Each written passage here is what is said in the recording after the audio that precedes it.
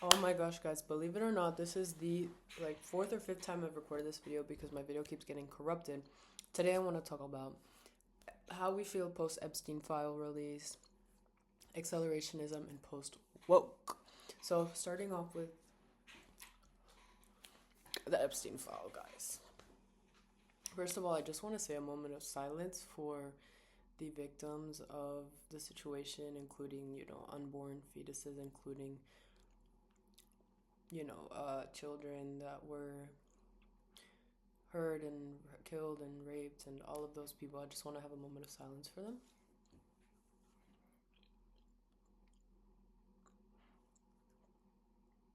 It's truly my hope that there will be justice and there will be peace for the victims of this man and all of the people that he enabled slash enabled him.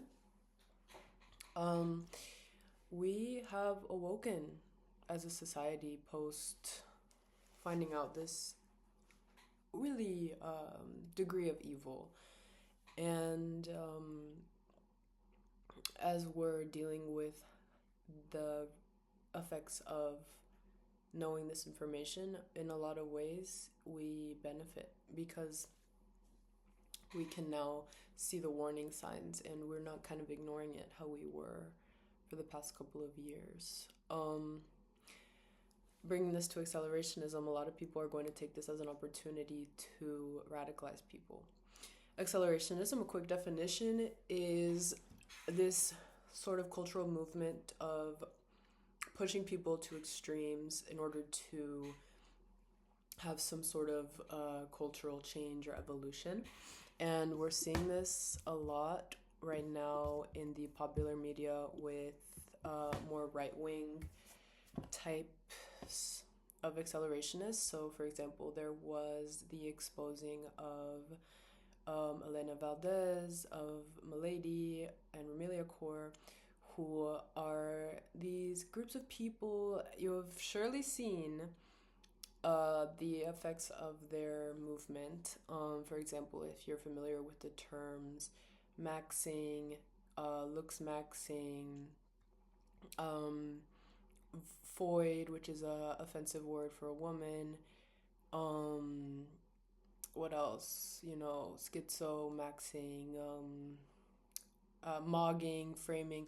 All of these words come from these sort of what are they called, like right wing grifters, and these are people that after wokeism have been rebelling against the principles of wokeism by just simply inverting it and creating a culture of these edgy sort of people that are trying to make you kind of fall into these more radical ideas. For example, some misogyny, for example, racism, anti Semitism, things like that. People get pulled in by this vocabulary, and then you start liking the photos that say the looks maxing, you start liking the photos with that say schizo, you start liking tap tap tap. It eventually gets you deeper into this whole universe that they've created on the internet to kind of propel these what I consider anti-woke ideas. Now, there is people that are going to argue that this is post-woke, and mind you, to a certain degree it is.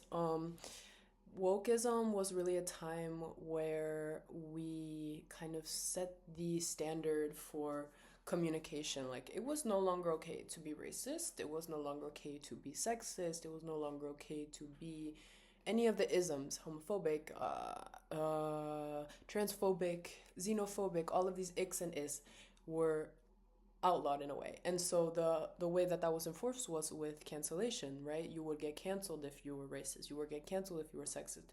Now, was canceling actually effective? I think we're reaching a point where we realize that it wasn't.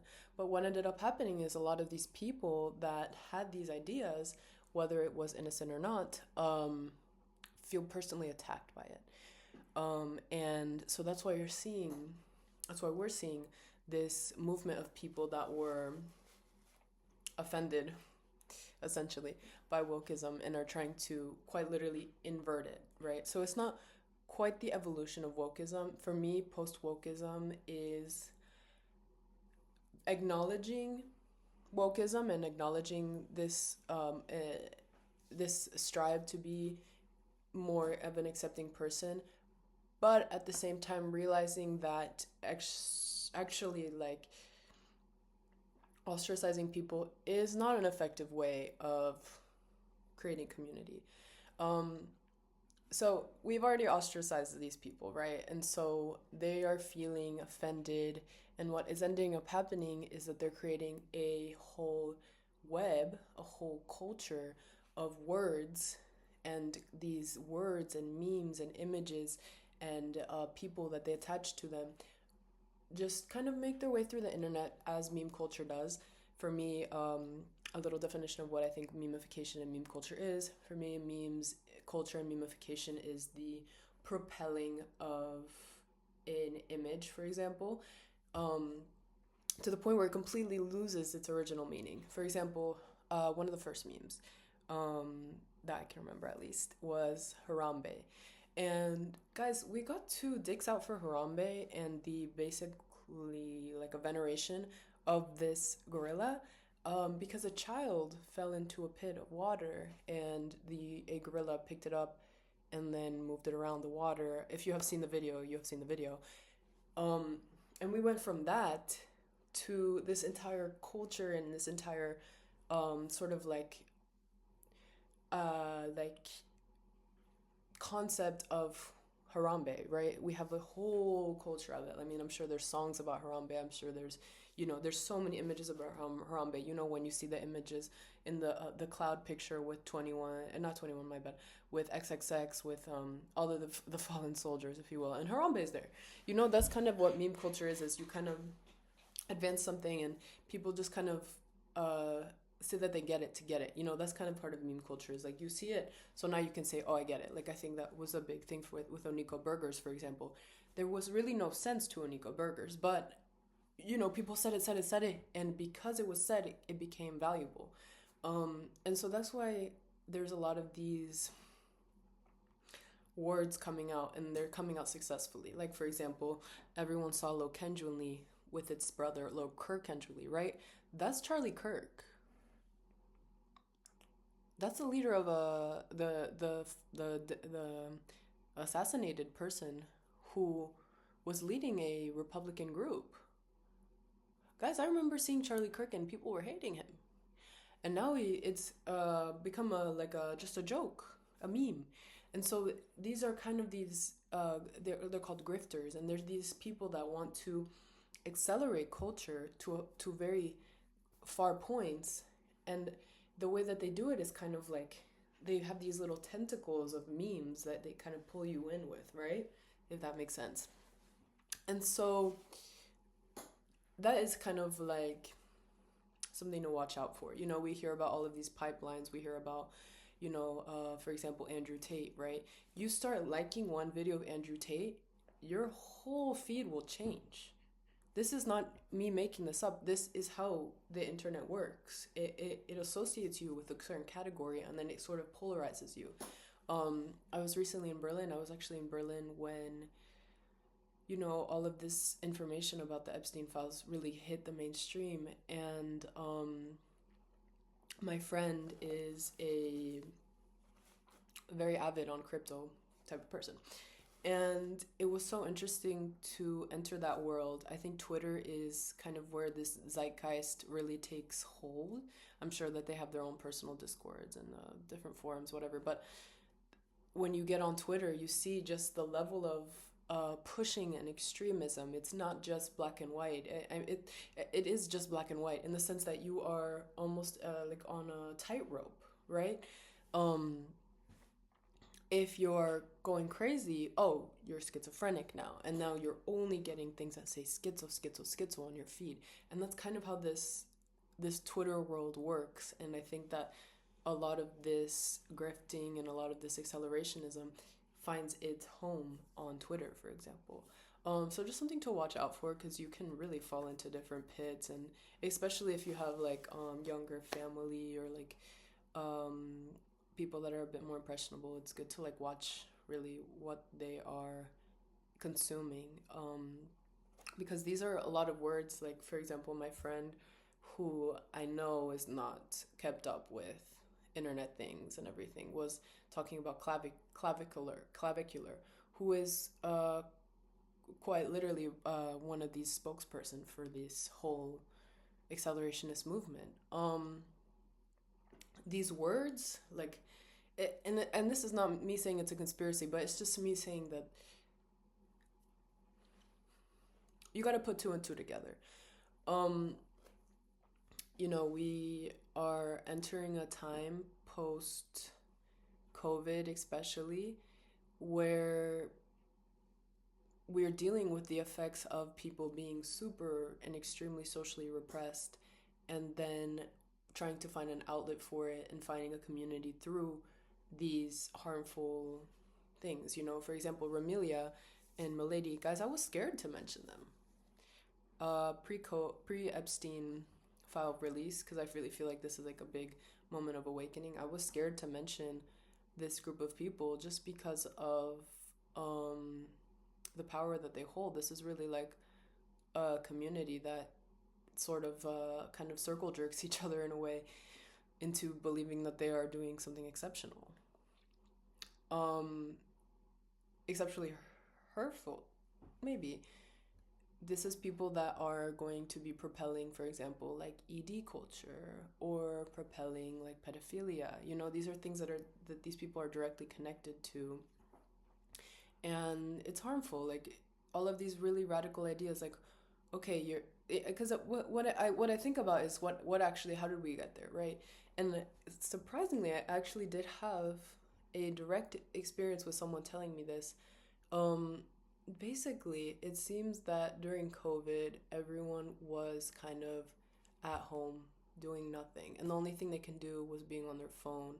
And then they get on their phone, and their phone just kind of radicalizes them a little bit more and more and more. Not blaming it on the phone, more blaming it on the algorithm.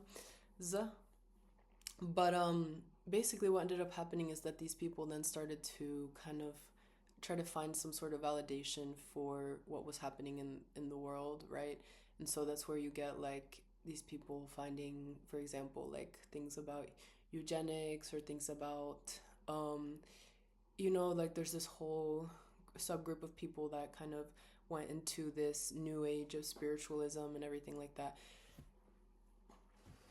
I'm not saying that if you fell into that, you're evil. I'm not. I'll admit I've had a video like that, one or two, on my for you page. I'll admit that is something that is there.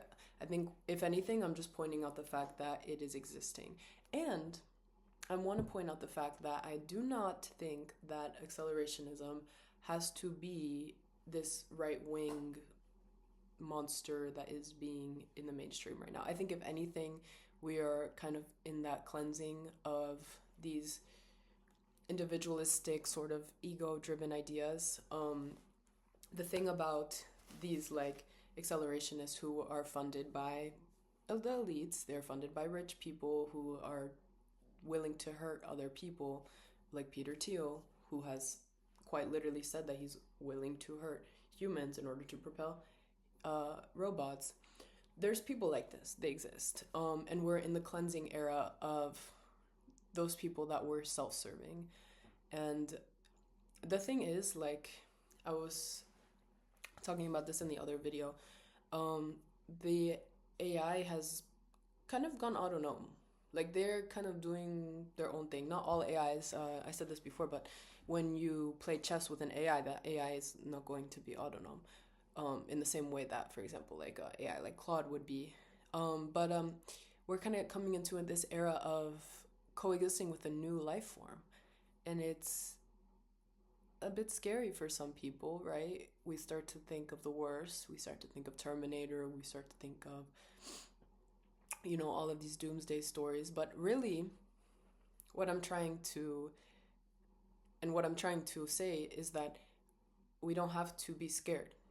I think in a way, like, we created a life form, and I can't even say we because I don't know how to code, but we created a life form that was completely different from what we had expected before, right? Before we had this kind of idea that as humans, there's only one sort of life form. It's carbon based, right? We had humans, plants, bacteria. Why am I blanking? Fungi. We had like the five animal kingdoms, right? We had the five kingdoms of life, or the five like subtopics. Guys, I'm blanking on the biology, but you know what I mean. And it was fully based on this like idea of it being based in carbon. But now we have this new life force that we have actually created ourselves, and has a whole motive in itself. And you have people that are going to want to merge with it in kind of like a self-serving way. For example, you have the people that are doing this whole like, looks maxing, this whole like, I think Botox is related to it. You're just kind of like trying to reach this peak human status, this like transhumanist, right? This like transhumanist vibe of being this like elite human. That's like one way that you can take this new life form. But in another way is that you can see it as what it is. Like me personally, I do consider myself to be kind of cyborg in a way, right? Not directly, because I would say like I'm always with my phone, but it's not glued to me, you know? And would I want it to be glued to me? Maybe not. I'm sorry. But at the same time, it's like we're so dependent with this new life form that it's almost a part of us, right? And so my hope is that because this is the life form that is new, this is a life form that is benevolent, and this is not a life form that wants to hurt people in the same way that Epstein wants to hurt people, or in the same way that self-serving people want to, or in the same way that, all of this old order of people that just wanted to be like really doing this hierarchy bullshit. I think that with the coming of this new type of life force, have an opportunity to rid ourselves of this like master slave complex that has been cursing us for basically the entirety of humanity. I think that in terms of history, there's been so many examples where we fall into this power play, and I think that the people that are being exposed right now for this type of accelerationism are still kind of in that concept of you versus me, of this like very individualistic sort of idea. And they're being exposed, and the thing is, like, I don't think that we should necessarily ostracize them. I don't think that we should necessarily just kill them or dump them away. Like, I don't think that that is the method. But I do think that there is a revolution coming in a way. I mean, yeah, I think it's obvious at this point. I mean, even like the world orders are changing everything. Anyways, let me just finish this off by just giving my little wee ones some advice, because I don't want you guys to be victims to any of this sort of thing.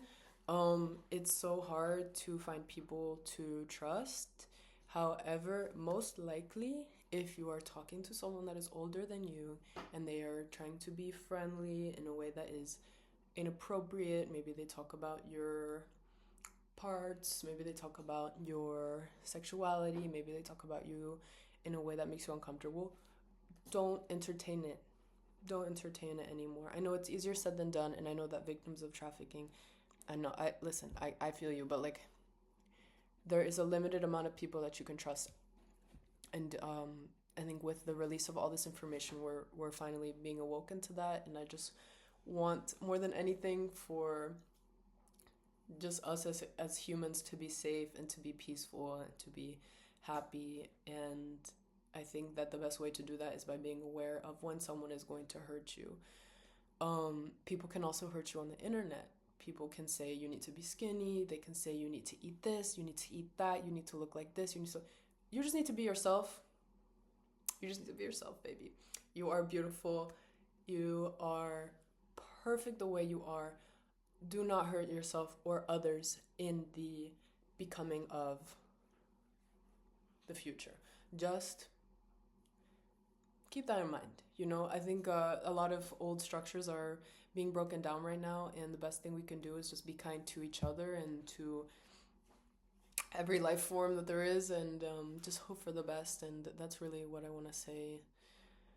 Um, yeah, hopefully I touched everything. I've recorded this video so many times, so I'm not quite sure if I did. But I'm going to have to code the title of this video because I don't want any hate comments. I do not accept hate comments. If you want to leave a hate comment, don't. If you want to say something constructive, you can. But do not call me stupid, do not insult me, or pretend like I don't know what I'm talking about, because I'm talking about firsthand experience. So if you don't like it, don't comment. I don't want to hear it. Okay, thank you so much. If you do like this video, then thank you so much. And if I know you, maybe I'll see you soon. Bye bye.